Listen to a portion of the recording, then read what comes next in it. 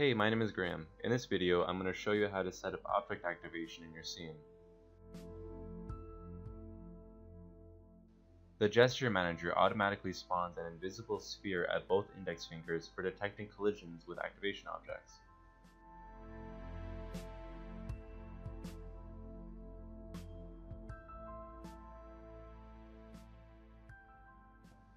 The components required are selectable object, a collider, and object activation.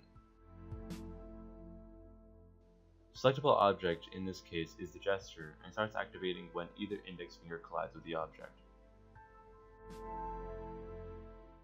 The object activation script is used to change the color of the object, and similar to the gesture detection script, the object activation script will execute the functions after the activation time. Also make sure that the collider's is triggered checkbox is checked.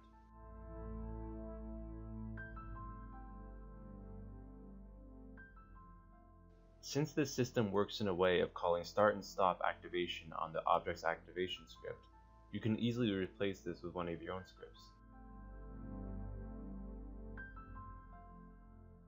You can easily turn any grouping of selectable objects into a toggle by creating a parent object with the selection toggle script attached to it, and then by placing all selectable objects as child objects of it.